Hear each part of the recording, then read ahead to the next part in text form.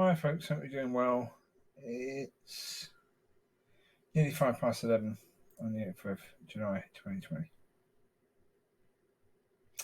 This is sort of a part 2 to a video I did the other day about attractiveness. Well, as I say, it's sort of a part 2. It's part of this video is about that. So, yeah. Yeah, I mean, the question is, why don't we make ourselves more attractive to people in the right way? There's a world's way and there's God's way. And the world's way is, as I said in the other video, you've got all the images we see on YouTube videos, TV, movies, all the attractive people. You've got Hollywood. Now, Hollywood is very attractive to the point where it has encouraged women for decades and decades and decades to give themselves over sexually to old, fat directors or producers who wanted to use them with the promise of giving them a part. That's the attractiveness of Hollywood. That's the world's attractiveness, really. That's the world's view of attractiveness. That people will prostitute themselves for what they desire. What they desire is attractive. So, to be a YouTube star, to be a TV star, to be a movie star, they will do whatever it takes. You've had lovely couples who have destroyed their marriages and destroyed their relationships by playing pranks on each other on a daily basis to get the numbers up on their YouTube channel, to get the views and the likes and the subscriptions, to get the money. Because after a while of doing that, they stop doing their normal job because YouTube is now their job. And that sweet, sweet money coming in, they do whatever it takes to get more coming in, to make themselves attractive to the viewer. And if that means destroying your marriage, then that's okay.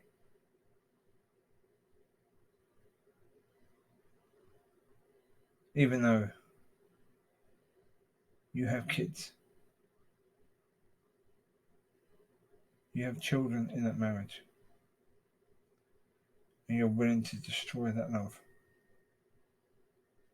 for the love of views and likes and shares and subscriptions. That's the world system. That's the world's way of attractiveness, of making yourself attractive to people. You do what you need to. You're a young Britney Spears or a young who's the other girl? The actress. Forgot what her name is anyway. Involved in that Disney Channel. You get to 18 and you want people to find you attractive in different ways. What do? Oh, you go out in incredibly short skirts, no underwear, to make sure that the paparazzi can get the perfect picture of you now as a woman. Not a little child, as a woman.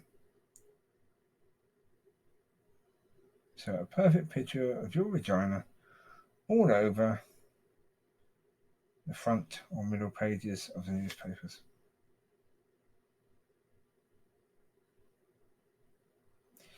You're now announcing that you're a woman and you want people to find you attractive as a woman, so you go and do that.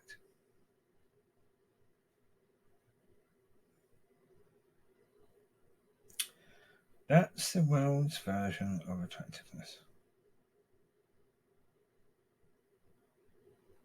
You do videos of, like that the one who did the suicide forest and got in big trouble for it.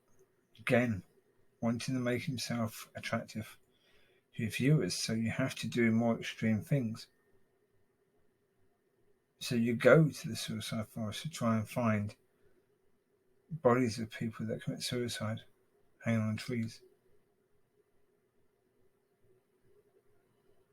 Because you want the viewers. You want the likes, the shares, the subscriptions, so you've got to do something more and more ridiculous.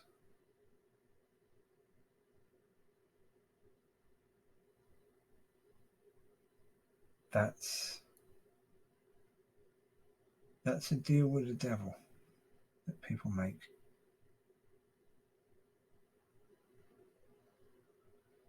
Yeah, a lot of people were thinking that Bella Delphine was dodgy, and even though she comes across as pretty darn dodgy, to say the least. If you've seen anything reported on her, which I have, because a few of the people I watch, they have spoken about her and they've shown little clips of her. And yeah, to say the least, it's dodgy, it's questionable. However, she is in many ways a complete genius because she figured it out. Yeah, this Patreon system that she could get people to become to pay her for extra content, although she would never actually deliver what the people really wanted. People were getting annoyed because she created, apparently, a Pornhub account, and people were going on that expecting to see her showing everything, and she showed absolutely nothing, and people were getting so angry with her. And of course, she's raking the cash because she's selling jars that are supposedly of her own bathwater. But she's selling those jars for £50 a jar. Jar's only half full. Bathwater. Yeah, she probably had, at least 100 jars. At least 100 jars. Yeah, £5,000. They're just in a couple of jars of water. Crazy. Crazy. And then, as I say, she's getting people spending fortunes on patrons. I think the most expensive of her patron things is about £5,000. And that's a month.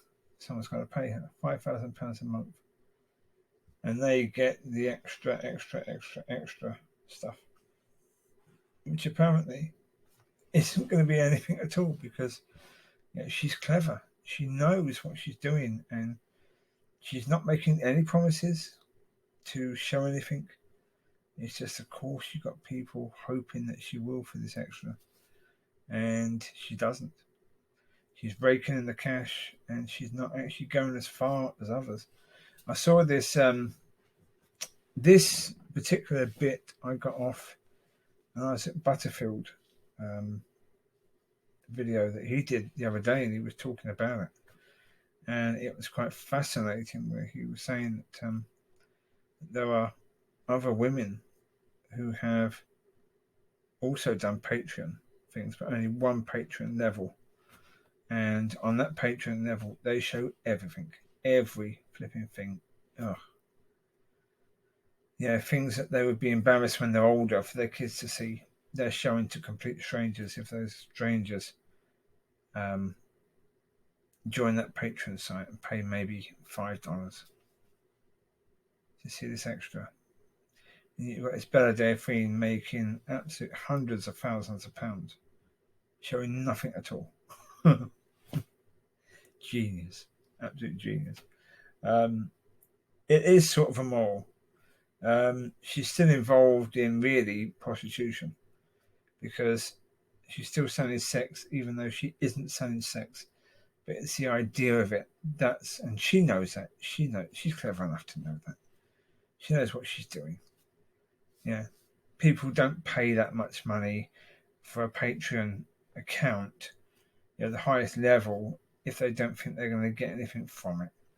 So she knows what she's doing, and it is dodgy. It's like a prostitute taking your money and running away. So, but it's okay. It's not quite as bad as what some are doing, and she's doing better from it. So in a way, it's genius. In the world system, it is very genius. In God's system, she wouldn't be doing that at all. So let's be real in that way. But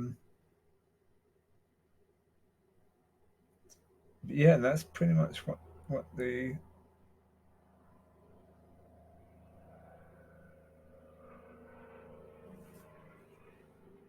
don't know what that noise is.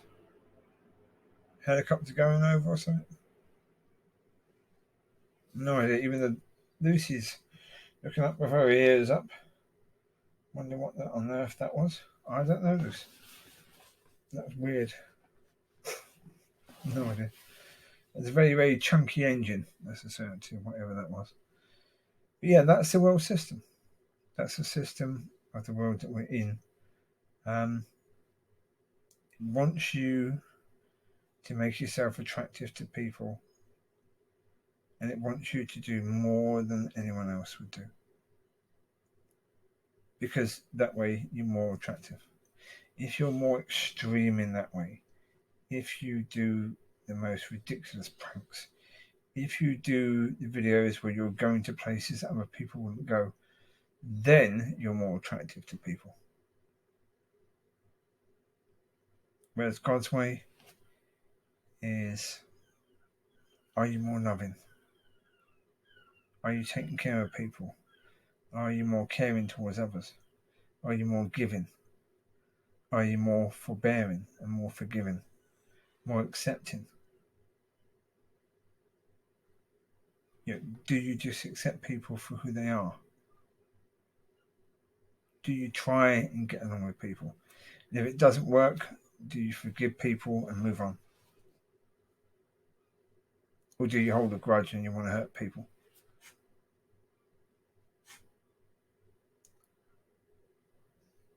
Who are you as a person? Do you want to make yourself more attractive as a person in God's way? If you do, focus on who you are as a person. Focus on the inner you more than the outer you. The outer you is really what the world looks at. That's not what God looks at. Doesn't matter how attractive you may be, there are angels who are far better looking than you. Far better looking. There are people that have lived that God has seen, Cleopatra. That's far better looking than any woman that's probably alive now. So physical attraction is nothing. It means nothing at all to God. He doesn't care about that in any way, shape, or form. That is the thing that dies as you get older. Male, female, doesn't matter. You get wrinkles on your face. Your hair starts to go grey. As a man, hair starts to grow out a bit. So why on earth is hair growing out of there? The physical attractiveness starts to fail as you get older. Except if you're a loving and kind, considerate person, you should be able to tell that. People can tell that in your face, and that is something that is still always attractive, and that's physical. That can be physical. Laughter lines are physical and they're attractive, and they remain.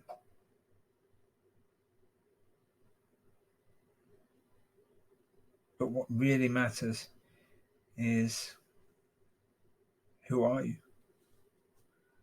Who are you really? Are you someone that can be trusted? Are you someone that will trust others? Are you a shoulder that can be leaned upon? Are you a shoulder that can be cried upon?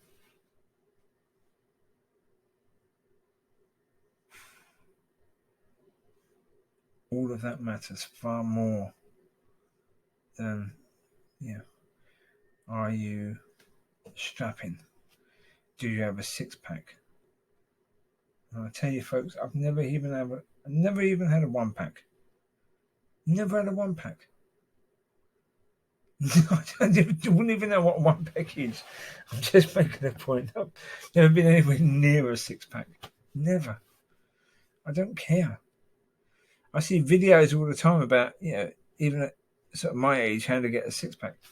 I don't want one. I really don't want one. It's like, I saw something the other day that talked about, it had someone, I think, in his 30s. And if he continued to live as he was, he'd live to 85. If he changed his diet and ate all the healthy stuff and didn't eat the unhealthy stuff, he'd live to 95. So forget that. Live to 85. Enjoy your life a bit, or live to 90. Go somewhere in between, eating vegetables and only vegetables and living the next 5 to 10 years. No, thanks. No. What would be the point in that? Life has to be enjoyable, at least to a certain degree. And by the way, that's a lovely image. Don't you think? Getting that image? That's gorgeous, isn't it? Look at the way that you can see that the wave has just hit the area and you've got all the spray. That's beautiful. Spot on. Perfectly timed photo, that was. I need to get another camera because I was quite good at getting photos. Not bad at all. That's a nice one. Slightly too overexposed, that one. But again, not bad. Even overexposed is pretty good. You've got the sunlight on the leaves at the bottom that show the leaves is quite white, but they would have been the same colour as the flowers up there. You can just see on the tinge of them. They're quite red. But again, that's okay because there's a lot of colour in that one. And for that, I had to get low down. The camera had to be basically at floor level to get that image. It's a beautiful picture. The amount of colour in there. Anyway, so yeah. See there, that's attractive. As a photo, that's an attractive photo. So anyway, focus on the attractiveness. Focus on the things you can do to be attractive, folks. To be really attractive, the things that actually matter. Things that matter to God, not to man. I don't go to the gym to be more attractive. I know people that are doing bodybuilding, stuff like that are doing strength training right now and then moving on to bodybuilding. I have no intention of trying to compete with those people in any way, shape or form. None at all. For me, it's simply a case of do what I can to keep fit, to keep strong, so that if I need to shift something or lift something, I can do. Simple. Like, for example, if I do get married and I need to carry my wife over the threshold, I can do so. Right, so now I do some back stuff, upper back, lower back, a bit of arms, a bit of shoulders, a bit of legs, so that I can do it when I need to, So I can do that. So I can say, all right, here you go. I can lift you up. I can lift you up and I can carry you. Over the threshold, I can, potentially even a bit further. I don't have to let you put you down straight over the threshold and carry you in a bit further, you see? Yeah. And if someone needs something lifted, I should be able to cope with that. That's the whole idea. I should be able to do that sort of stuff. And if I can do that, great. Yeah, that's what it's all about. And that's the whole idea of doing the training. And of pushing yourself and continuing that. Just because you get to a certain age, it doesn't mean that you necessarily slow down too much. You know, if I want to be able to function as an 80-year-old, if I ever get to that stage, if I ever get to that age, then I need to function pretty well as a 50-year-old, and as a 60-year-old and a 70-year-old, so I can function pretty well as an 80-year-old. So that's what it's about, really. It's about keep on pushing, keep on pushing, keep on pushing, keep on pushing, keep on pushing. Making sure that I'm not going to be using one of these horrible mobility scooters. Don't want one. So when I go out walking, I try and walk fast. That way, that's the main exercise my legs get, really. I do some leg stuff at the gym, but I don't do the proper leg press. No. I don't do that. I did my knees in years ago, so I can't do the proper way that people really do it. The real strength builders, I can't do that. So I do a lot of walking. I do some leg press in the machine, and that is it for legs, really. Do a bit of leg curl, and yeah, that's it. I do some carrying of stuff, so therefore the legs are working in that as well. Yeah, ideally, heavy weights and walking up steps is a good idea. Yeah, stuff like that would be useful to do. So I have all of that I can do that. I just need to, say, right, let's practice that stuff as well. So anyway, make yourself attractive. If you can build on those areas that God finds attractive, then they are the things that last. They are the things that are worth it. And if you can build on them, then they will be there when you need them. And they can become who you are and what you focus on. So go for it, folks. And certainly, if you want friendships to work, if you want marriages to work, if you want to really be attractive to others, then focus on what is attractive to God, not what's attractive to man. Because guarantee you, in a world where people are focusing on what's attractive to man, on being people pleasers, if you come in and you're loving and you're graceful and you're merciful and you're caring and you're giving, then people are going to flock to you.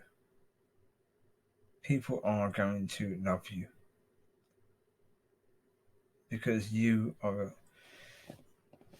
pushing out love, and people are going to warm to that because that's very attractive. I did the video earlier about that beautiful lady on the Amigo thing where the chap was playing the piano, and how encouraging this woman was. And I mean, she really was incredibly encouraging, incredibly sweet. I mean, that girl is absolutely gorgeous. If you haven't seen it, go and click on the link on that video. Just watch that first girl. Oh. That's what I mean about someone who is attractive in the right way. She is showing that, really. You go and look at that link, you go and see that girl, and the nature of that girl, she's showing that sort of love, that sort of attractiveness. She's gentle, she's sweet, she's encouraging, she's kind, she's compassionate, she's forbearing. Because as far as she knows, he's going to be absolutely awful, right? And yet she's so incredibly gentle with him and encouraging and kind. And when he starts doing well, she's so excited. And when his friend comes out, well, she hears a noise, and you can hear she's slightly scared for him because she hears a noise and she's not sure what it is, so she's slightly scared for him. Then she sees his friend dressed in a suit, I think it's Santa Claus suit or something, and they're playing together, and she just gets so excited. You can see the excitement and how incredibly chuffed she is for him.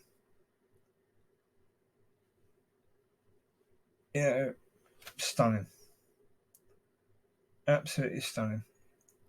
Whoever marries that girl is going to be an incredibly lucky man. She is beautiful, stunningly beautiful. So, watch that link. Yeah, have a look at her. She is a perfect example of a gentle soul who is loving and caring and compassionate and kind, who is displaying those attractive attributes that God loves.